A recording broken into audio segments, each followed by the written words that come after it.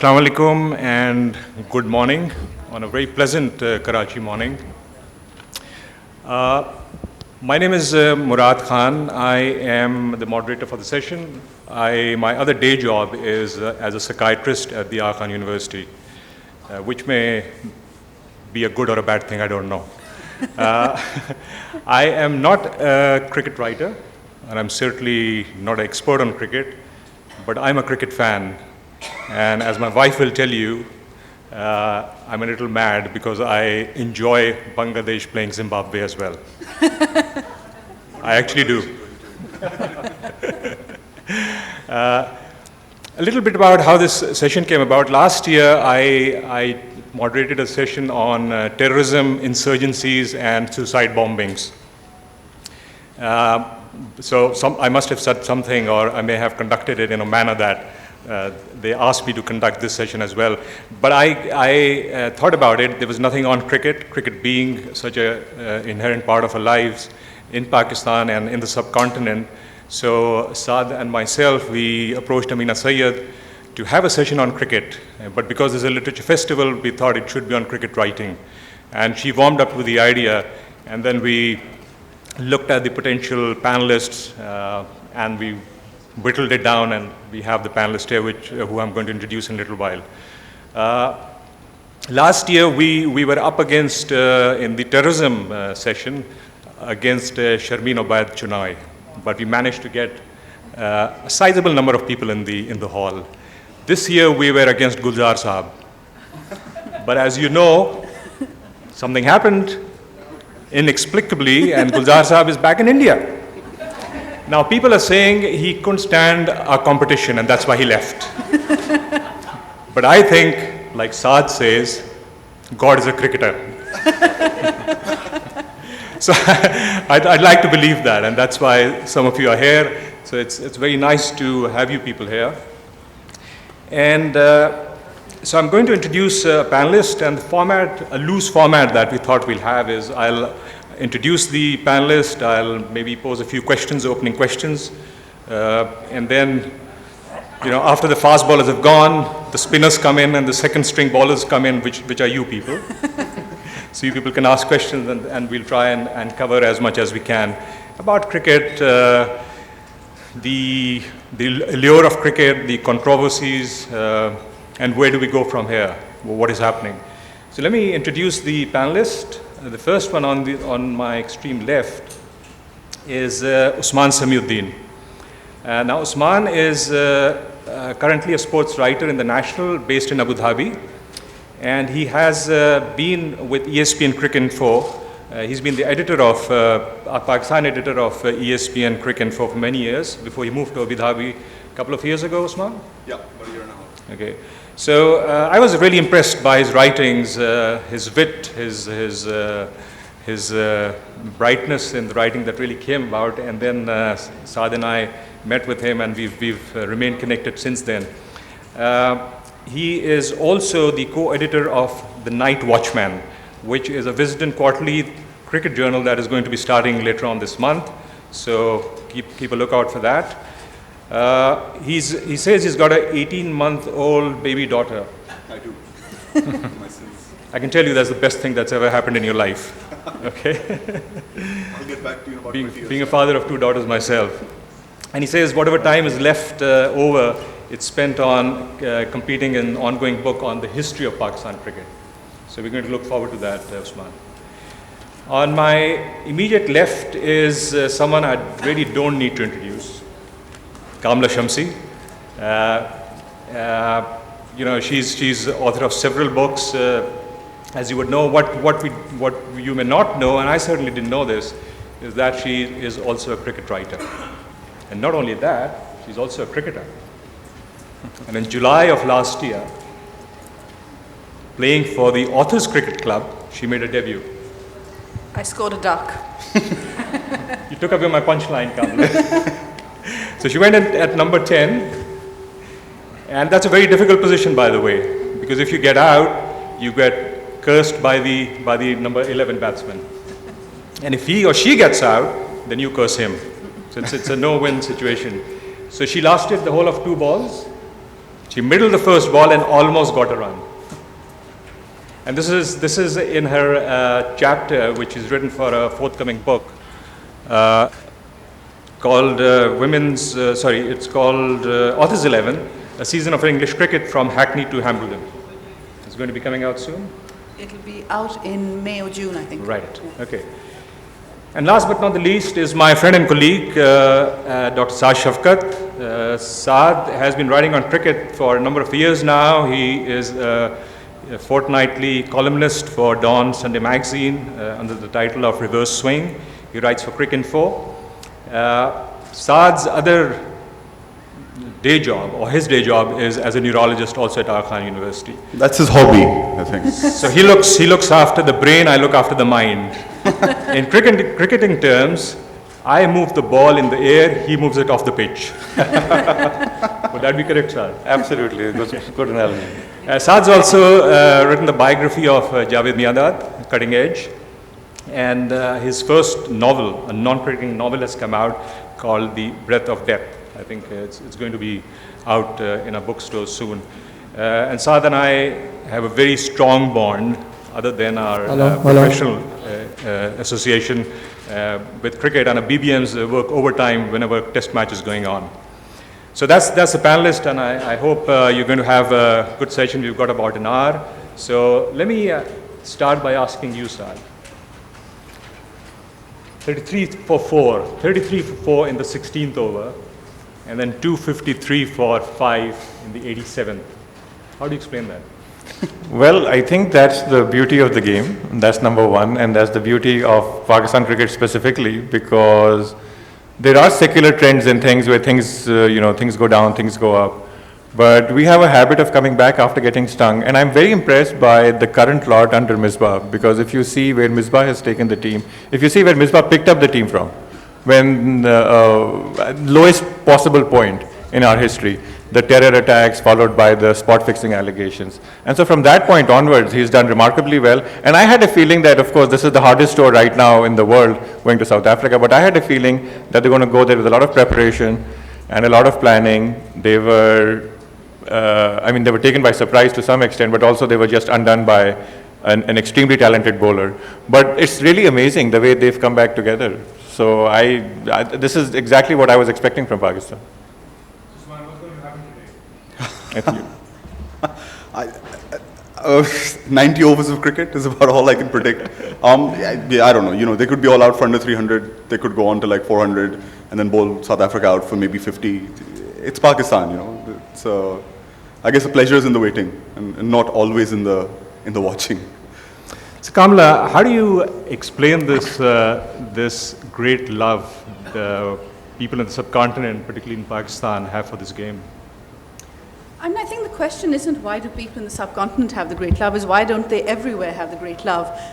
The greatest cricketing book ever written, Beyond a Boundary, by C.L.R. James. And there's a fantastic chapter in there on Is Cricket Art? And of course, I'm here really under false pretenses. I mean, at best, I'm Aqib Javed to Wasim and Waqar over here, right? So I'm not a cricket writer. Who's Wasim and who's Waqar? I'm not going to get into that one. But I'm a novelist who loves cricket, and when you read C.L.R. James, you understand why these two things make sense, because he has a wonderful bit on why cricket is the greatest game in the world. He said most sports are either teams or individuals. So he said, it's either in football you have, Brazil playing Italy. In tennis you have Federer playing Nadal. He said cricket and baseball are the only two games in which you have both the individual encounter and the team sport. He said in this way it's like Homer's Iliad, where you have Hector versus Achilles, but you also have the Trojans and the Greeks. And I think that's what is so exciting about cricket, is you have all that enthusiasm that you can have for a national side, and for the unpredictability of 11 people on a side and what happens there. But you also have these passages, which is whether it's, Alan Donald to Mike Atherton, or whatever it is, Dale Steyn to Eunice. There are these individual tableaus which really are just down to these two people. I keep saying people rather than men, rather pointedly. But it's also the sweep of the team side, Why doesn't everyone love it? But I think to be more specific, what the subcontinent has done very well is to take a game which in some ways demands a certain kind of privilege. One of the horrors and shocks of going to England is discovering what a privileged sport it is. Because it demands these lush green fields and everyone needs all this kit. And what the subcontinent did fantastically is saying, no, you need a road, you need 2 bats in the entire neighborhood and 1 ball, and maybe some stumps or a chair will do, and you can play. And it's been that innovation and taking a game that is absolutely made for English conditions and creating reverse swing. Oh, the dusra. I think, one of the things about cricket that I found here, I hadn't lived in Pakistan before I moved here in 2002. And obviously, you always loved cricket to an extent, and I was familiar with Pakistan. I used to come here every year for holidays or whatnot. But once I started covering cricket and really getting into it properly, it was a way of feeling at home in this country, because it reveals so much about this country in particular. Cricket, I think, and it's ultimately you look at the game and it's like Kamla sort of touched on. It's probably the most inclusive activity and one of the most democratic in all its inglorious imperfections. It's one of the most democratic activities this country has. Outside of, I don't know, I honestly can't think elections everyone has a right to vote. Cricket, even more people have a right to play. And you can literally, I've played games like pick up street games in Faisalabad, in Okada, in Bahawalpur, more places than I can imagine. And I'm like a burger type of kid who wouldn't have gone to these places to play cricket, and yet I've played games with guys who've just said, we're playing cricket, we don't even need to talk, you just need to come and bowl. And because I could reverse swing a ball sometimes, a tape ball with half of the tape torn off, it kind of works. So I think, that's the genius of cricket in the subcontinent, is that it's become this democratic institution. You can be anyone, take Mohammad Amir, take Mohammad Irfan, who's from Gaggu Mandi, and Amir from Gujar Khan. These are guys who in any other sphere of life might not have reached where they have. But in cricket, no matter how bad the system is here, no matter how imperfect it is, and people go on about how bad it is and how wretched it is, it still identifies that this guy is talented, and it still holds this process of merit-based selection that someone like Mohammad Amir, who had no pull, no connection, no contact from anyone, and he made it to the very top of his sport. So I think that is like probably the true genius of what the sport has done in this part of the world. Fascinating issue. What always strikes me is why has cricket taken such tremendous hold of the South Asian psyche? And so there is, if you look at, I don't think you can separate out the colonial origins of the sport from what it has become in South Asia. And I think it probably started out as some sort of what Usman is saying, that it's a democratic potential to equalize you with the colonial sahib. I think that's how it may probably have started out, because nobody was taking notes at the time. But now what it's become, it has taken the whole thing to another level. And I think there's something very mysterious about why it has really stuck so much, because it's not just India, Pakistan, Sri Lanka, Bangladesh, who don't play very well, but they love the sport, there's a lot of passion. Afghanistan, sport has spread right next door to Afghanistan. Nepal is a very advanced associate nation. They've done well in the Under-19 World Cup. So there's something very special about the South Asian psyche, and cricket it's been a tremendous marriage. And if you look at where cricket is in the world now, I think this is pretty much the center of gravity.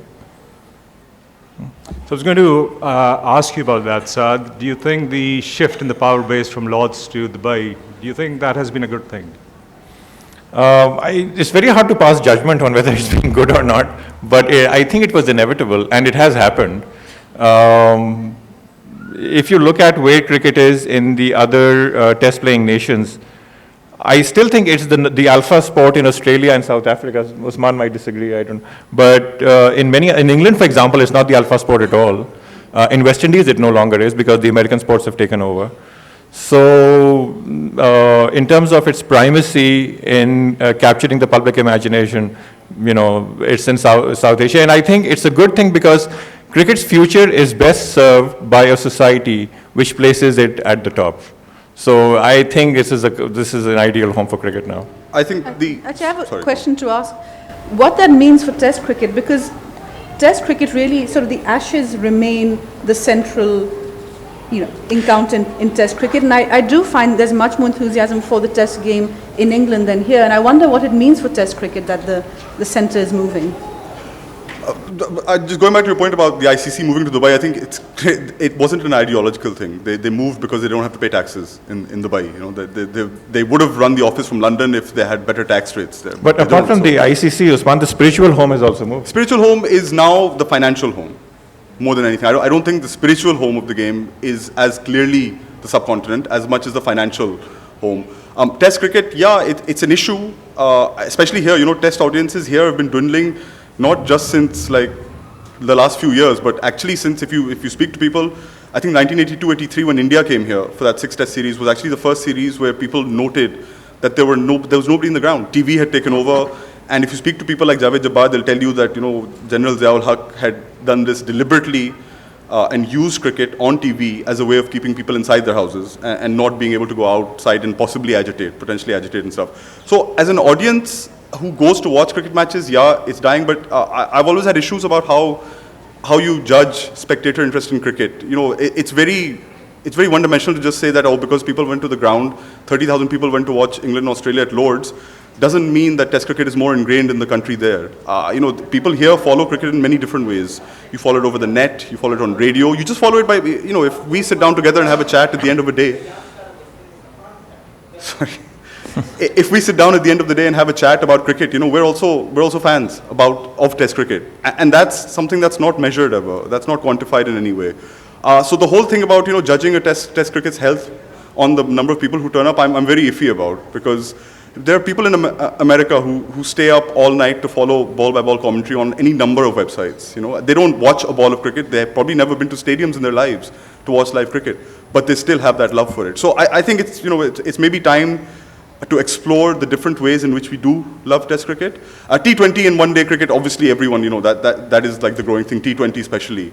But I just think that these concerns about the death of test cricket sometimes get exaggerated. Yeah, I mean, I agree with Usman. And I think my take is that, you know, if you look at cricket is such a rich sport, and Kamala mentioned that, you know, it's a surprise why not everybody in the world is in love with cricket. But there's one thing that absolutely fascinates me about cricket, which is that you have 3 international formats of the sport that are thriving. And there's no other sport that can boast that. 3 separate, distinct formats. And I think that the future of all 3 formats is secure. And if you, if you permit the analogy, cricket is almost like music in a way, because in music you've got different genres, and you still have a following for classical symphonies that were written 600 years ago. You still have a following for rag and for qawwali, and you always will, at the same time as you have a following for pop music, or, you know, even like a mobile ringtone. You know, people love that, and it stimulates the senses. So in the same way, cricket has different genres, and I really, the thing about audiences to me in the subcontinent, especially in Pakistan, is that coming to watch test cricket at a stadium is a painful experience. The whole process of getting in, there are no toilets, the lines, the police walas, the parking issues, the dust, the seating, the barbed wire. So it's a barrier to watch. So you really have to overcome a lot to come. And so whatever, you know, what we see in the spectator stands is really the tip of the iceberg in terms of the interest. If you take your analogy of music further, then at a certain point that analogy becomes that you do have different players playing every format as well, right? You know, in the way that Pavarotti is not going to sing rap. Or maybe he would, occasionally. That would be interesting. You fine, it's come to Dubai because of financial reasons, perhaps, but it's also brought a lot of commercialization in the sport, which perhaps if it hadn't, maybe it wouldn't have happened. I don't know. With the IPL and everything else, the extreme form of that, I believe, is what is happening in the cricket match fixing controversies. How do you see this more money coming in? How do you regulate that? How do you control that? How do you maintain some of the tradition of the sport in which it is so deeply seeped in? You know, I think Thank you. I mean, I have an instinct when I see that, you know, something rampant commercialization is taking something. My instinct is to say this is a problem. But I think actually the deeper problem may be if the commercialization is coming in, but not every side is getting equal amounts of it. So if the Pakistanis are shut out of the IPL and they see what's going on there, and there's this feeling, well, you know, these other guys are making so much money out of cricket. We're not making that, that's not fair, maybe we should look to other avenues. So I think I think rampant commercialization is here, we're not going to move away from it. So then the question becomes, is how do you go about, one, making it good for cricket, making it good for the spectators, making it good for the teams and the players, and also that it doesn't matter if you are in Pakistan or India, if you are a professional cricketer and there's a certain amount of money in cricket, then all the sides should be able to benefit equally from that. I mean, I think that's really at the heart of the issue. Usman? Yeah, I mean, commercialization, the sport has to become professional to thrive. Right. Players need to be paid for what they do. In Pakistan, that process began in as early as 1970, when, banks were nationalized, 1972, when banks were nationalized, and then they started employing these cricketers, so they got salaries. You kind of have to have that.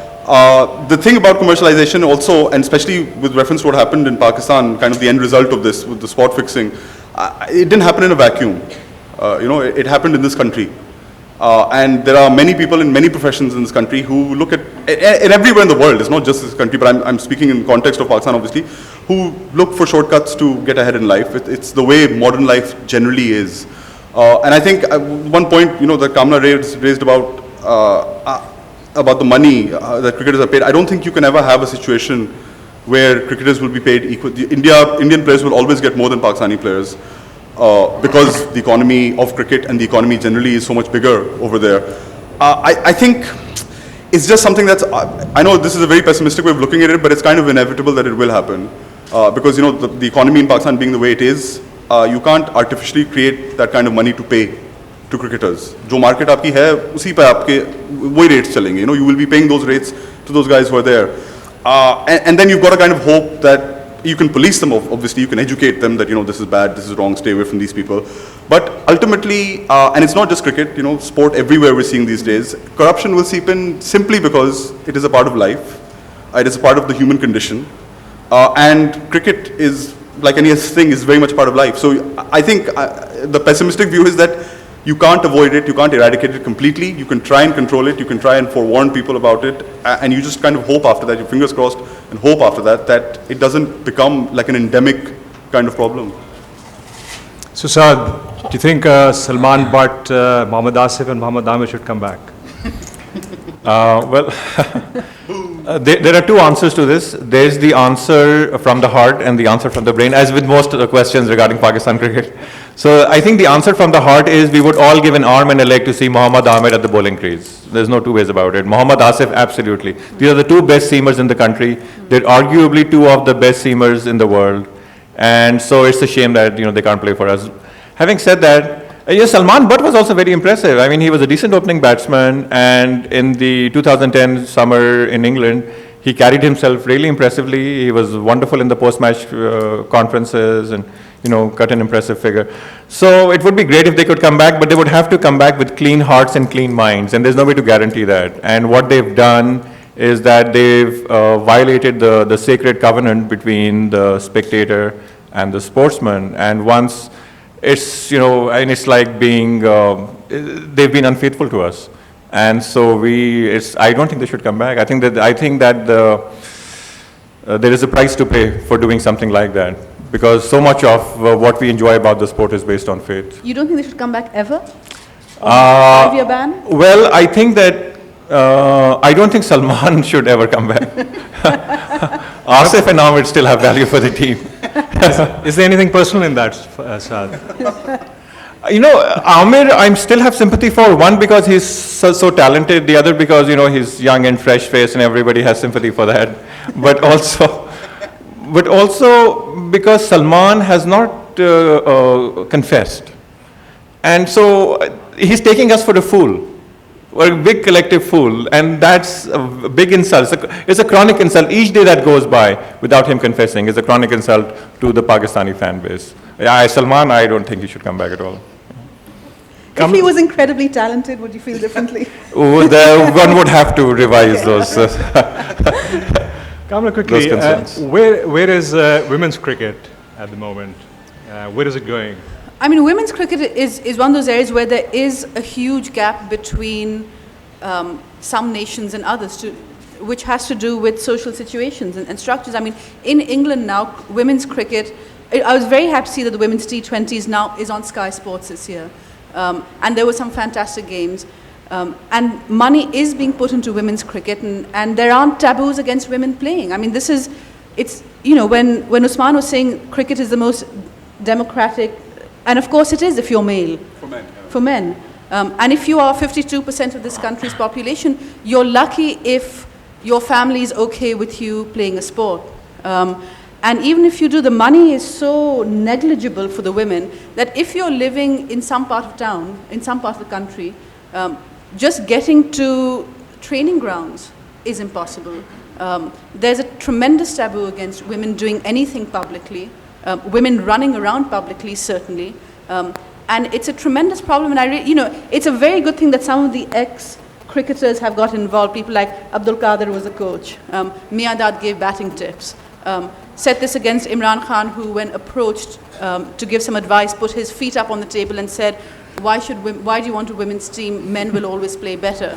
And you know, it's sad for the sport, because if you think of tennis, I mean, the idea that, well, Federer could beat Venus Williams is an irrelevant question. You know, you watch Venus Williams for Venus Williams, and you watch her play Serena, and you watch Federer play Nadal, and you get pleasure out of both forms of these games, and who could beat who in one sport or another, in one form or another, is irrelevant. Tennis has been through that battle. Tennis has when they been had through Billie that. Jean King and Yeah. in the battles that she fought for tennis. I think one of the things about cricket in Pakistan, women's cricket in Pakistan, is people may not know that there's actually a very well-established tradition here. You know, there's been women's cricket in Pakistan, organized women's cricket, since like 1975, since they've been playing. And of course, I think you know Shaiza Khan and Shaista Khan, I think the two sisters were, who basically funded the entire women's cricket scene out of their own pockets here in the mid-90s and the late 90s. They were running effectively. They went on tours where they took sort of 17, 18 girls along with them to places like England for World Cups, and they were shelling out money from their own pockets and stuff. So there's a... Boy. Somebody wasn't happy about that. But Well, This is either sign for or against women's cricket. We're not sure what it is. Someone's saying something. some cricket matches would be disrupted today. No. I don't know what the weather forecast in Newlands is. But Pretty actually, the other thing that's saddening about it is Pakistan is a country in which women love cricket. I mean, women follow cricket. In England, I know hardly any women English women who follow cricket. And in Pakistan, it is a sport that women love, and Right. we know the rules. And so that makes it even sadder that it's, you know, we play as spectators. I want to give a shout out. She won't like it, but she's sitting here, Farishte, you know, who's one of her and Afia Salam, in fact, I don't know if Afia is here, but they were like kind of not just pioneering female journalists, but pioneering journalists of the game in this country, you know, people like that who kind of grew up reading and stuff, you know. So it's been around. The tradition is there. You're right, you know. And when I say democratic, then it's for men, basically, not so much for men. It's getting there. They're giving them central contracts now. They're kind of building the infrastructure, and you can never predict anything in Pakistan. You know, continuity is a difficult thing to say. But if they keep going like this, then, you know, it might become a better thing here. You never know. Let me shift gears a little bit and talk about cricket writing before I open it to the audience. Maybe, you know, three of you can start by telling us what was the defining moment for you when you said, well, this is it, and then when did you pick up the pen and write something about it? Kamala? So, of course, I'm not a cricket writer, but the first piece of journalism I ever did was in 1999. My first novel had just come out in England, and I was there for a few months. And there was a friend of mine who knew I loved cricket, and she's one of the few English women I know who loves cricket. And she says, oh, you know, there's this magazine called Prospect, and the guy who runs it, he loves cricket too. You should meet, and you should, you know. So I met, and he said, you should write something. And I ended up writing a piece about that Miandad six at Sharjah, which remains the most fun piece I've ever written. I mean, it's the most enjoyable thing. I was on a cricket panel a couple of months ago with Shehan Karunatilaka, the Sri Lankan novelist who wrote the fantastic novel Chinaman, which everyone should read, which is a brilliant novel on cricket and Sri Lanka and fathers and sons and friendship and everything. But he had a wonderful line he said, you know, about the importance of the cricket writer. He said the cricket writer is integral to the life of the cricket watcher. He said, because there'll be days I'll sit and I'll watch a day of a test match and it'll be incredibly boring. and nothing will happen, and I'm just sitting there in a stupor. He said, and then the next day I open the newspaper, and there's a cricket journalist who has pointed out all these subtle reversals that happened and a great psychological test that occurred in a passage of play in which nothing seemed to happen, and yet the whole world changed. And he said, and the cricket writer will give form and drama and psychological depth, and then you suddenly feel, my God, I watched an amazing day of cricket yesterday. I just didn't know it. So as a child, as a boy watching cricket, I found that reading about cricket really enhanced my pleasure. I mean, as a consumer of cricket, I found that reading about it really enhanced my pleasure of the game. And I was inspired to write after years of reading Umar Qureshi write and Dawn. And so I did look up to him as a stylist, and the things he would say and how he would string words together, and it would really enhance the pleasure like spices would enhance the pleasure of a dish. And my lucky break was, I was in the US finishing my medical specialization, and because during these years when you're doing a residency, it's very busy and there's no time, and you're in the US, and this is in the 90s, and the 90s US was a complete wasteland for cricket. Nowadays, there's still, there's the internet, and you still can't get it in the newspapers, of course, but there's internet, and there's more of a communal sense of cricket if you can get together with expats. But in the early 90s, the internet was non-existent, and so it's just very hard to follow the game. And so towards the end of my training, I started getting connected, thinking of moving back to Pakistan. I sent a couple of pieces to Dawn that got through. And then my lucky break was that I managed to, I was taken with this idea that somehow I'll land back in Karachi, I'll knock on the door, Javed Miadad's house, and I'll say, I want to write your autobiography, and he'll say, hey, terrific, I've been waiting for you, come in. And it obviously didn't happen. Like, it was a lot of work, and it was a lot of luck, but that was my break, and I, doing the book with Javed, and then becoming friends, connecting with Usman, connecting with Kamran Abbasi, and then with the fraternity of cricket writers in Pakistan. Yeah. I grew up on The Cricketer, the Cricketer, which was like just the greatest cricket magazine I think I've ever read. It's like my first love. I was in Saudi Arabia for most of my early life, and that was, I used to steal magazines from my neighbors, who was another cricket freak. And it was reading people like, Farishte was a major influence at the start. Gul Hamid Bhatti was another writer. And then guys like, hardcore sort of masala journalists like Waheed Khan and Sami Barni, who's now with the ICC and all. But I didn't think I would ever write about it. Funnily enough, the one writing inspiration came, I was in England doing particularly nothing with my life, working in a bank, which is literally doing nothing with your life, generally. And I remember speaking to my sister once, and she had started editing a newsletter for this NGO, I think, here. And I kind of thought, hey, that sounds like fun. Why don't I get into this business? And then I think I wrote a piece for the Herald, and it got published. It was on Wasim Akram, who, everyone loves Wasim Akram. And from there on, it kind of picked up. I moved to Pakistan, and I was doing nothing with my life, not in a bank, but this time very briefly at an NGO, which almost equates to the same thing, yes, but sorry. And then I just wrote like a random email to Wisden, the cricket magazine in England, and very kindly Tim Delisle, who was the editor, put me through to Sambit Bal, who is now the global editor of ESPN Cricinfo. And he was then the editor of the Wisden Cricket Monthly Asia. And Sambit Bal is the single, I think, biggest influence on my sort of journalistic career. And he just said, okay, sure, what can you do for us? I didn't have any ideas. 2 days later, he said, why don't you do an interview with Rashid Latif? And I got Rashid's number from somewhere. He didn't know who I was from Adam. I called him up. He said, haan, aajao, interview kar lete. And he'd just become Pakistan captain after the 2003 World Cup. Went over, he gave me lots of cigarettes, did an interview, sorry mama, did an interview, and it was published, and from there it just kind of took off after that.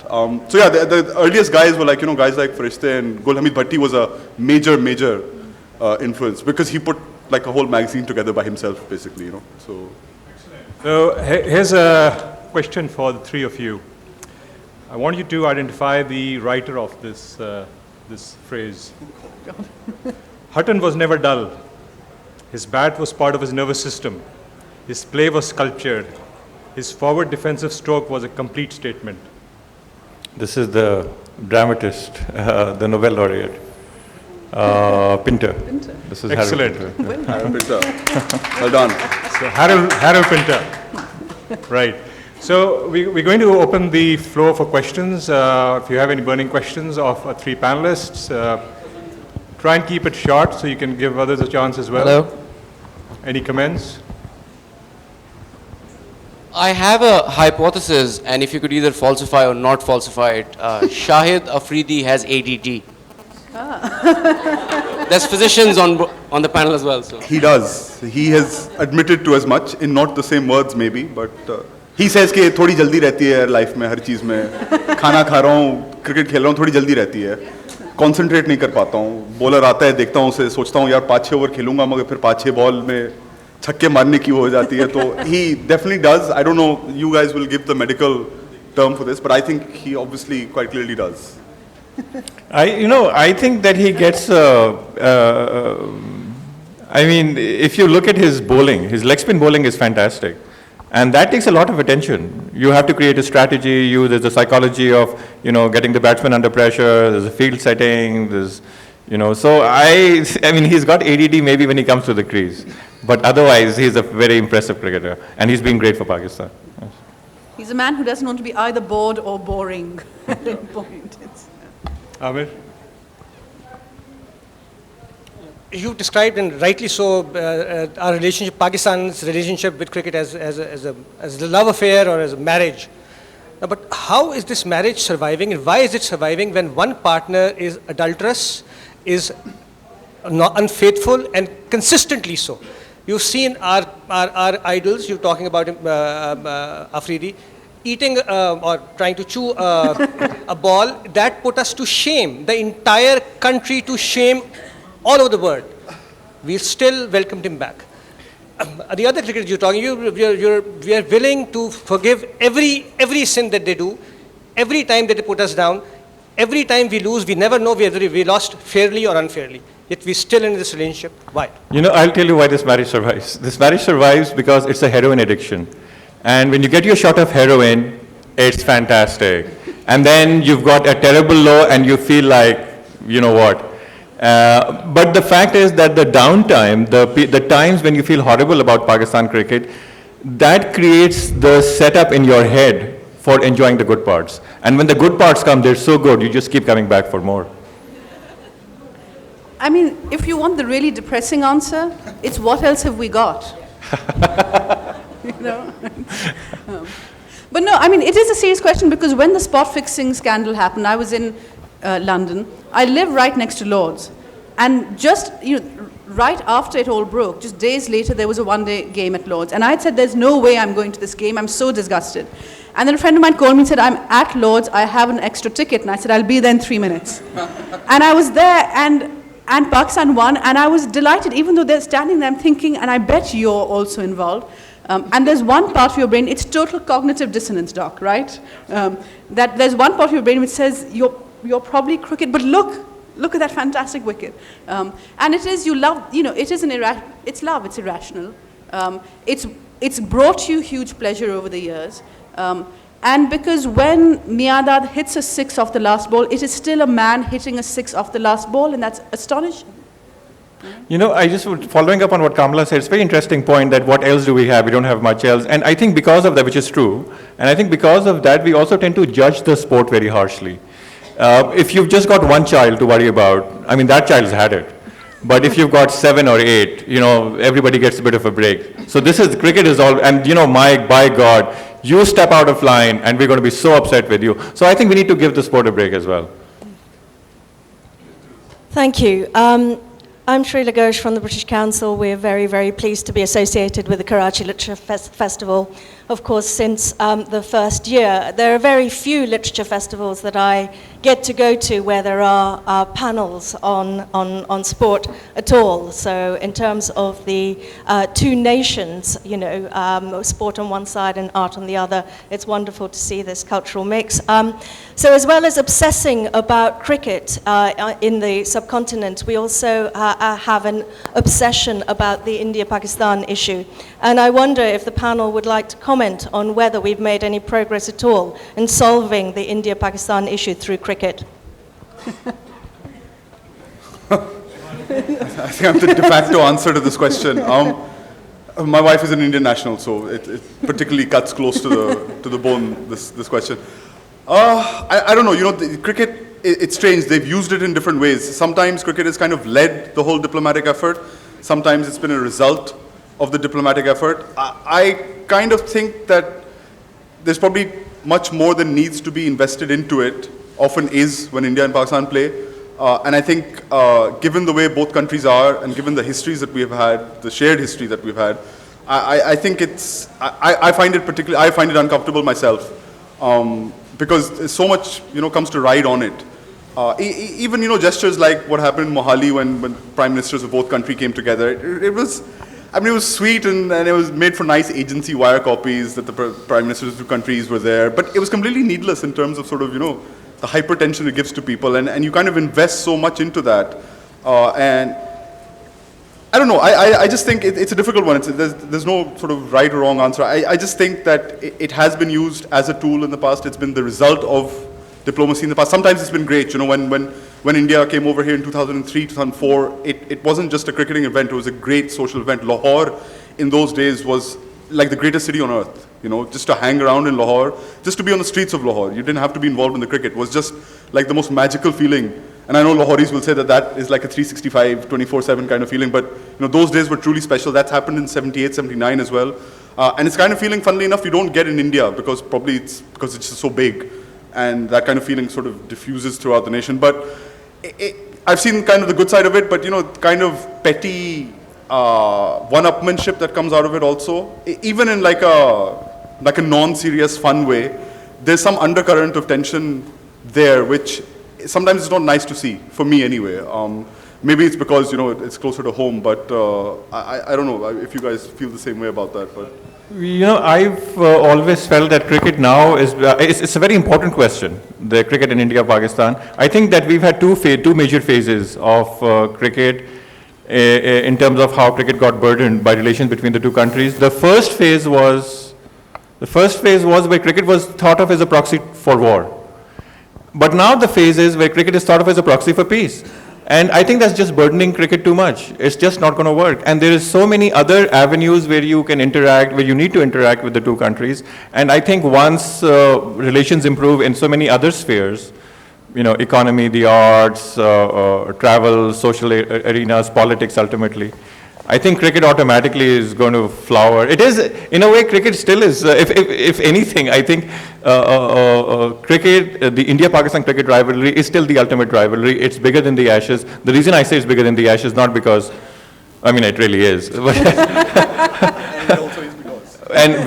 Because, you know, because there's an actual enmity between the two nations. And so that's sports as I mean, if you look at the philosophy of sports, it's where you become, this is civilized confrontation.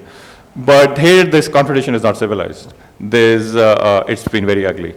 And so that gives it an extra edge. So I think that there's a lot, cricket between India and Pakistan has a lot to offer the sport, and it will continue to offer a lot, but it's not going to be the way that we'll come together. We have to come together through so many other arenas.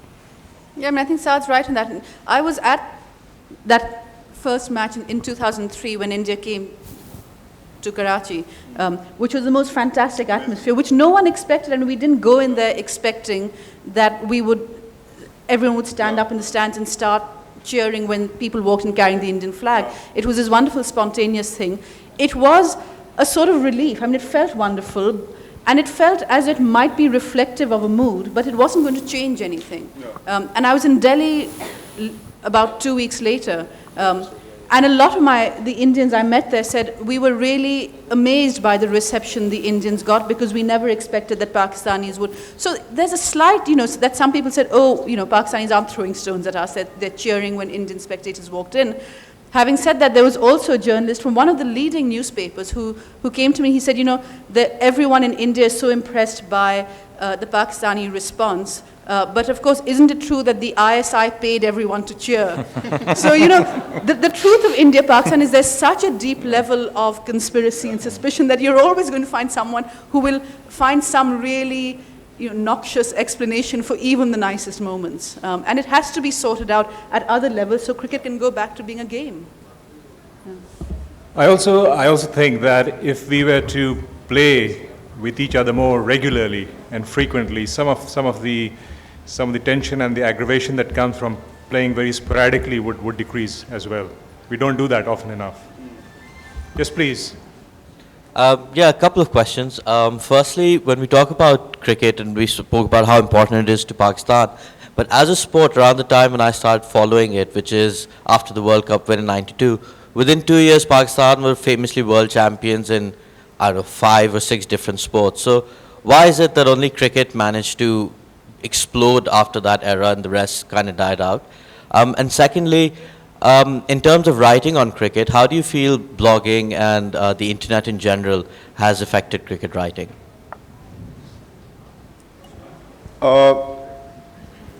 For the first question, I think we might need like 3 days to the whole festival. We might have to take over the whole festival to answer that question. It's a big thing. You know, cricket was probably started getting away from other sports like hockey in terms of popularity. Actually, in the 70s, TV played a big role in that. Before that, radio and Umar Qureshi and people like them had played a big role. So I think by the time the '92 World Cup win happened, cricket was by and far the most followed sport in this country. And since then, because the other sports have fallen away, administrative reasons, whatever, and more people play cricket, it's kind of taken off, you know, from there. On the blogging cricket front, I think it's great. You know, one of the things we were discussing, in fact, when we met last week was cricket is a sport for such great literature, generally. But if you compare it to, say, American journalism on sports, where, you know, there's a real deep embedded tradition of long-form writing, sort of longer pieces, you know, 8,000 words, 10,000 words, long pieces, magazine pieces, that is almost completely absent in cricket. And cricket, you know, the best thing, cricket's either like a match report or a match analysis piece of 800-900 words, 1,000 words, or long form is a book. And there's been great books on cricket. You know, Kamala mentioned Beyond the Boundary. There's a huge number of Pakistani books as well, very good, and then like very little known about, a lot of Pakistani books on cricket. But cricket has kind of missed that long form journalism, which other sports, especially American sports, have had. And I think blogging, in fact, and cricket blogging now has kind of filled, not that void, but it's filled a void where you don't have like kind of the formality and the beauty and the intricacy of a lot of established cricket writing, but you have a much more informal appreciation of the game, a much wittier appreciation of the game. I think that's fairly obvious. And sometimes a much more analytical and actually a better look at the game through a lot of blogs. You know, blogs, in fact, from Pakistan, you yourself hiding quietly behind there, or, you know, blog about the game regularly. And there's a number of other good bloggers around the world who I think have filled a void, not the void that maybe cricket needs in the form of long-form journalism, but I think they've filled definitely that there was a gap there from, you know, not everyone has to be Neville Cardas, and not everyone has to be like your daily jobbing reporter. There are people in the middle who may not be journalists, but they might be just good writers, and they have access now, this great access to this great thing called the net, and you write, and you get some absolutely fantastic writing out there, you know, in the blogosphere. Probably some better writing in the blogosphere than you get now in established newspapers. Yeah, I mean, I think the reason that blogs are thriving is because you're able to say things in a blog that you could not say publicly otherwise. So, for example, when But you are saying it publicly anyway. now you are. Yeah, now we are. So which is so I mean I'm agreeing with Usman that this is a definite role for blogs, and what it does. I mean, to give you an example, when England beat India, there's a lot of guilty pleasure in that. And I would have loved to, I wanted to somehow eavesdrop into a conversation of Indian fans who would be sitting around a TV set and watching their team lose in front, you know, at home to England. And this is not something that will come out in a newspaper. This is not something that will be in a book or even on, you know, a site like Cricinfo. But you do find stuff like that in blogs. And if you just, you know, just go through Google a little bit, and there's a lot of stuff out there. So it's just, again, as a cricket consumer, the whole blogosphere has made things very, very pleasurable and interesting. Yeah, I mean, like Saad, you know, I mean, I think any of us who were somewhere like America in the 90s, Cricinfo was just a godsend, and that's sitting there and doing ball by ball on an MS-DOS version, you know. And now even somewhere like The Guardian, now The Guardian has good cricket writers. It's got Mike Selvey, fantastic.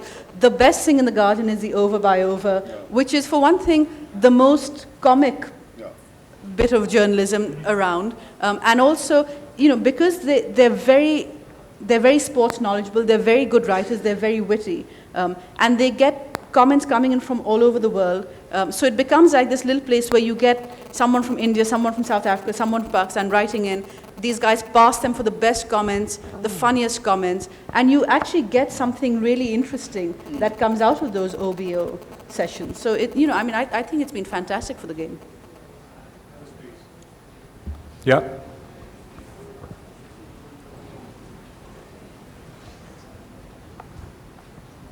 Assalamu alaikum, first of all, to all of you. And my question is, cricket is supposed to be a gentleman's game, and now there's betting and gambling and cursing on the field. So I want to know what happened along the line. Gentlemen are never gentlemen. Have you met gentlemen? What is gentlemanly about a gentleman? Body line? No. I mean, the idea of a gentleman is a social construct. A gentleman is someone who, will rob you blind, but do it with good manners. So maybe some of the manners have dropped. With a top hat on. Yeah. No, gambling's been around as long as cricket's been around. There's been match fixing. W.G. Grace, people love him, had a long beard, Maulvi type guy, but he was also not averse to taking bets on his own form and stuff. So I think that's been there as long as cricket's been around. The whole gentleman's game thing was this product of this golden age of cricket and golden age of writing on cricket back in the 20s and 30s, and people like, in fact, Cardus and E.W. Swanton, and a lot of these guys kind of put forward that image that it was a gentleman's game. Even in a lot of the countries where it started, gentlemen in the sense that, when it started in Pakistan, it was played by people who went to Islamia College or government college in Lahore, and these were people who were educated, and they were a certain kind of person, but I don't think it was ever a gentleman's game as such. There's been nasty things and dirty things happening in cricket for since the beginning of time, basically. So it's a very, very outdated concept, if it was ever, in fact, relevant, and I don't think it was. Saad? I mean, I think, yes, I mean, I agree with the idea that it never was a gentleman's game. And I think what's happened over time is that we've got more of a microscope into the game now through various, just a more penetrating view of what happens in the game. But at the same time, there has been a shift in the class structure. I mean, if you look at the origins of cricket, England was a very aristocratic country with a lot of disparity, and the whole class structure of England was upturned after the two wars. And if you look at where cricket is in South Asia, Osman used the word democratic, absolutely, because people are playing it in all segments of society. And so the reality is that now we're able to see cricket for what it really is, which is it's just a fun game between people, and humans are going to be humans. Yeah.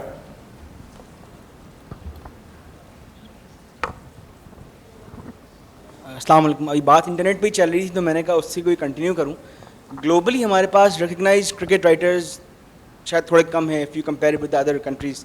तो why is that? मतलब मैं देखता हूँ अगर cricket info की बात ले रहे हैं तो कोई भी मैच होता है किसी और कंट्री का, साउथ अफ्रीका हो, ऑस्ट्रेलिया हो, तो एक एक प्लेयर के ऊपर माइक्रोस्कोपिक एनालिसिस आता है क्रिकेट इन्फो में। I been following cricket info since I was following cricket, और 4-5 और वेबसाइट्स हैं जिनको मैंने एक्सप्लोर किया, but in the end I was like cricket info ही है जिसमें आपको हर कंट्री के ऊपर इतना इन डेप्थ रीडिंग मिलती है मे बी। तो हमारे पास initially Usman used to work for, I think right for cricket info, Faras Ghani था, and Saad Shafqat writes, I think still right for cricket info, yes. And Umer, there was this guy Imran Yousuf जो ब्लॉग लिखता था cricket info के ऊपर। बट अदर देन दैट, जिस तरह हमारा बाकी कंट्रीज़ में जैसे George Dobell, there is constant influx है राइटर्स का, जो हर नए प्लेयर के ऊपर एनालिसिस होता है, एलिमेंट्स जो क्रिकेट बोर्ड में चल रही हैं उस पर एनालिसिस होता है। इट्स वेरी गुड राइटिंग, मतलब अगर उनके आप बोर्ड का स्ट्रक्चर पढ़ लेते हो, you read what's coming up, what's not coming up, issues क्या चल रहे हैं। Thank you. So why do we have so few international cricket writers, Usman? It's difficult. I think it's to do with the structure of the media industry here. We've had like a thriving kind of industry. I think the tradition of cricket writing in Pakistan, and I'm talking about English because my knowledge of Urdu literature and Urdu writing is shameless. Again, sorry, Mama, it's absolutely shameless. I have no knowledge whatsoever. But we've had a small but pretty solid tradition of cricket writers and cricket reporters as well throughout. Guys like Umar Qureshi before. Funnily enough, Kardar Saab was one of probably the greatest documenters of Pakistan's cricket in the early years. He's written, I don't know if many people know, he's written like 6 books on Pakistan cricket. He wrote 3 tour diaries of the first 3 Pakistani tours in English. He used to write a regular column for Dawn way back in 1954. Every week he used to write a column on the op-ed page of Dawn, where he used to kind of, in his own way, document the game. I think the tradition has been there. It's been smaller because of the size of the country, the size of the media industry. और अब यहाँ media, Faizan Lakhani भी बैठे हुए यहाँ पे, media जो है वो इलेक्ट्रॉनिक मीडिया पे बहुत ज़्यादा एम्फेसिस और फोकस चला गया, जो पूरी दुनिया में भी जा रहा है, मगर आई थिंक एक जो वो एक गैप है रिटन मीडिया में वो अब बड़ा हो गया है. I don't see that many, you know, there is good bloggers around Pakistan में, अच्छे ब्लॉगर्स भी हैं, राइटर्स भी हैं, मगर कम है. एक तो पॉपुलेशन की वजह से, इसलिए हम हैं ही कम. एक ट्रेडिशन इतना बड़ा नहीं रहा है. इट्स बिन लाइक आई से it's been a small but solid tradition, मगर इतना बड़ा नहीं रहा है. तो I don't know, you know, और भी इश्यूज हो सकते हैं. People don't write generally that much. You could probably ask that question of op-ed writers generally in Pakistan. And I guess it kind of, you know, comes down from that. I don't know. You know, I would say yes, we don't, I mean, we do have a lot of writers, but they haven't gotten internationalized. I think it boils down to the fact that it's very hard to do it as a livelihood. And so it's just, you can't sustain it as a career. And if this, you know, if we were, inshallah, one day when our society is more advanced and there's more economic opportunities and there's more, you know, if there's more affluence, then I think we could compete at the level of the Western countries. Okay, we'll have to limit to 2 last questions. Imad? Okay, my question is like regarding sledging, something that you mentioned, that the game not being, or the so-called gentleman's game, obviously it's very much not the case anymore.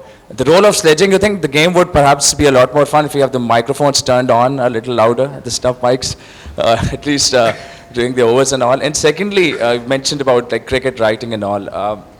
I think again Pakistan has something that, you know, he also mentioned, Pakistan has proper representation. Do we really have the writers, sans the two of you, who actually can make a difference at the international level, have the Pakistan opinion sounded out all across the world, and at least say to ICC and all?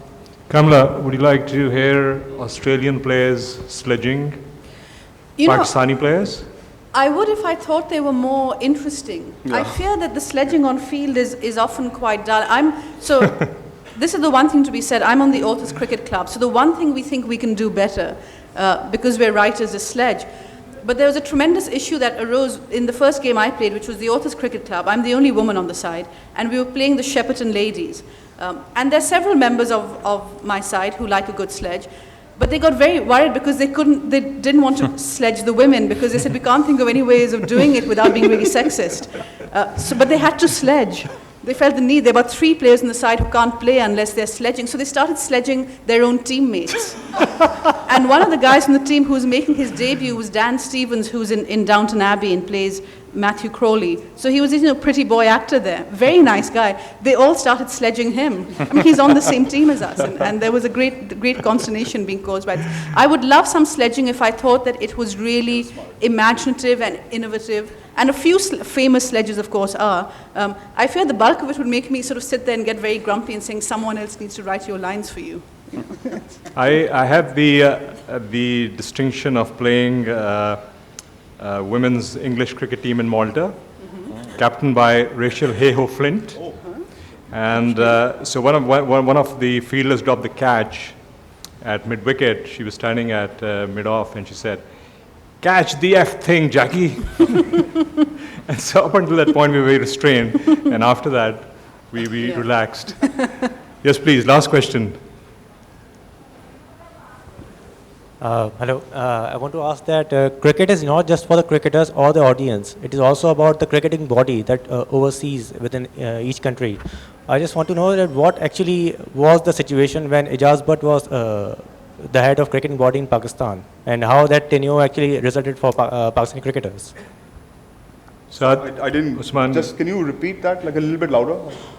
Ijaz Butt's tenure, how it affected Pakistan's cricket, especially when, because I read a lot of negatives about him in the newspapers and on the online media. So what actually happened during his tenure that actually was not so good for Pakistan's cricket?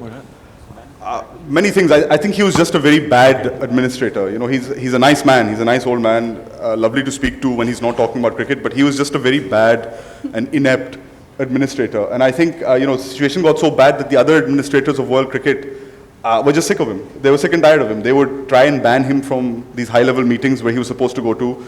Some boards stopped dealing with him, and they insisted on dealing with his second-in-command, Subhan Ahmed. And ultimately, I think it got so bad that just before the 2011 World Cup, there was serious, informal, but serious and off-the-record discussions among other members of the ICC to actually ban Pakistan. And that would have been a direct result of the administrative policy. So Ijaz, but I mean, he's a great guy. If you talk to him about Lahore and about old cricket, and if you sit down with him, he's a very funny guy. But he's just the most inept and incompetent administrator, I think, Pakistan cricket and Lahore. He's been an administrator of the Lahore cricket scene as well. A very, very bad guy that way. So. Right, last question, please. I just wanted to, ये जो आपने कहा कि cricket is was not a gentlemanly game. मैं उस ज़माने की बात कर रहा हूँ जब Umar Qureshi and Jamshed Makar used to do the commenting, and I used to, watch cricket.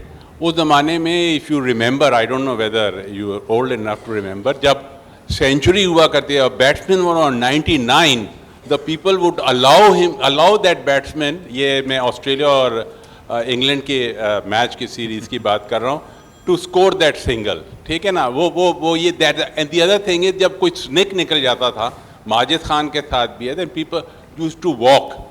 So, to say that it has never been a gentleman game, it's not correct. To define a gentleman, you can't, a gentleman is a person who uses his knife to butter his toast when he is alone. That is a difficult sort, but it has been a gentleman game, and I just wanted to end on this note. Thank you.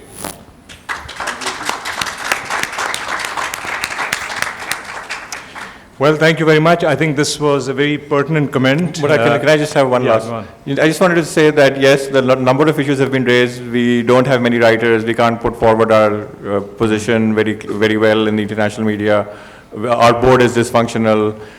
We can't field. We know we keep dropping catches. No balls, wides. Batting, though, everybody knows we can hardly bat. We got out of 49. But we still are the third most successful test side in history. So take that, the rest of the world. And so with those two positive comments and the fact that match restarts at 1:30, Asad Shafiq is not out on 111, and Sarfaraz has to get his first 100.